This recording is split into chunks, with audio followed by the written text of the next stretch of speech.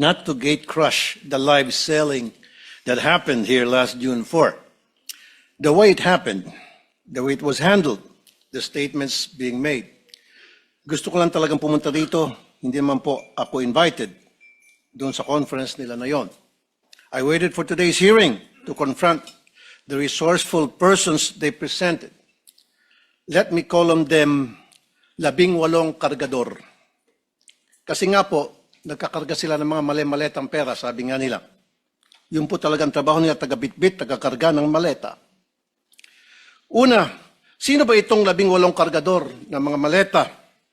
Saan ba sila galing? We cannot simply bring in people sa Blue Ribbon Committee na nag-aakusa na mabibigat na paratang nang hindi man lang nalalaman kung karapat-dapat ba sila paniwalaan.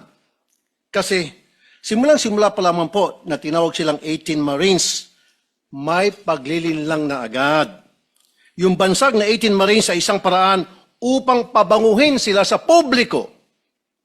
Matik po kasi yan. Pag sinabing Marines, iba po ang respeto ng mga tao. Pero hindi naman po silang lahat ay dating Marines. At mahigit kalahati sa kanila ay discharged without honors or dishonorably discharged from service for various offenses. Ibig sabihin, palpak sila. Tulad ng pagiging AWOL o absent without leave. Why is this information very important? Because for people to believe their allegations, it must come from a credible and reliable source. And so, the people using them portray them as heroes. God damn. Sabi nga ng isa sa mga senador na dumalo nung araw na yon, bayani daw po sila. Pero nakakaya naman po sila sa iba nating mga bayani. Na itong 18 kargador na ilang taon nagtrabaho kay Saldico, may 7 years at 9 years at nagbitbit daw, sabi nila, ng sangkatutak ng maleta ng pera. At bigla na lang tinubuan ng konsensya at ngayon ay naninira ng buhay ng mga inosenteng tao, ay tatawagin nating bayani. Pasensya na. Hindi ako papayag na matabi ang mga sinungaling nito kila Jose Rizal, Andres Bonifacio at mga dakila nating OFWs. Not to gate crush the live selling that happened here last June 4. The way it happened, the way it was handled, the statements being made. Gusto ko lang talagang pumunta dito, hindi naman po ako invited doon sa conference nila na yon. I waited for today's hearing to confront the resourceful persons they presented. Let me call on them 18 kargador. Kasi nga po, nagkakarga sila ng mga mali-maletang pera, sabi nga nila. Yun po talagang trabaho nila, taga-bitbit, taga-karga ng maleta. Una, sino ba itong 18 kargador ng mga maleta? Saan ba sila galing? We cannot simply bring in people sa Blue Ribbon Committee na nag-aakusa na mabibigat na paratang nang hindi man lang nalalaman kung karapat-dapat ba sila paniwalaan.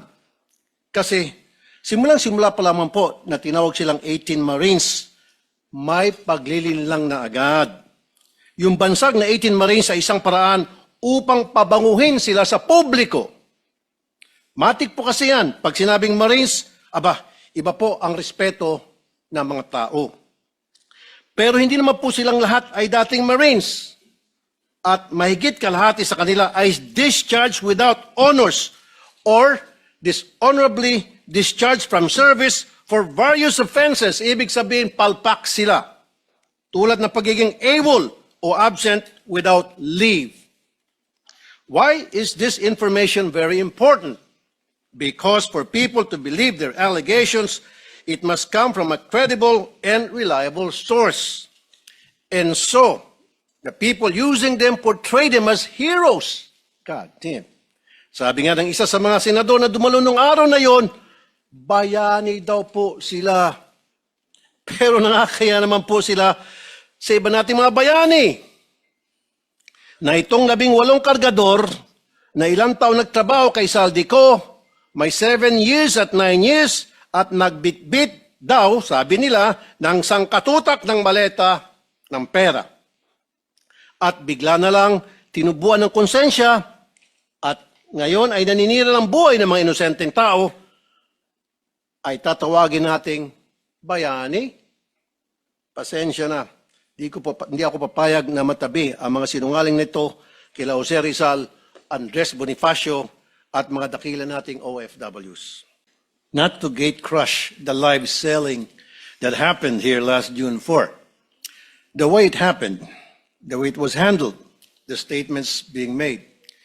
Gusto ko lang talagang pumunta dito, hindi naman po ako invited doon sa conference nila na yon. I waited for today's hearing to confront the resourceful persons they presented. Let me call on them 18 kargador. Kasi nga po, nagkakarga sila ng mga mali-maletang pera, sabi nga nila. Yun po talagang trabaho nila, taga-bitbit, taga-karga ng maleta. Una, sino ba itong 18 kargador ng mga maleta? Saan ba sila galing? We cannot simply bring in people sa Blue Ribbon Committee na nag-aakusa na mabibigat na paratang nang hindi man lang nalalaman kung karapat-dapat ba sila paniwalaan. Kasi simulang-simula pa lamang po na tinawag silang 18 Marines, may paglilinlang na agad. Yung bansag na 18 Marines ay isang paraan upang pabanguhin sila sa publiko.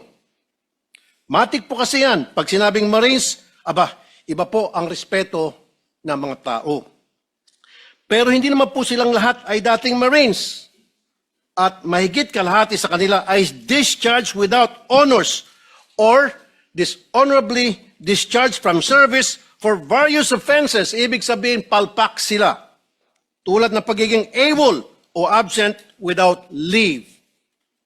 Why is this information very important? Because for people to believe their allegations, it must come from a credible and reliable source. And so, the people using them portray them as heroes. God damn. Sabi nga ng isa sa mga senador na dumalo nung araw na yon, bayani daw po sila. Pero nakakaya naman po sila sa iba nating mga bayani. Na itong 18 kargador na ilang taon nagtrabaho kay Saldico, may 7 years at 9 years at nagbitbit daw, sabi nila, ng sangkatutak ng maleta ng pera.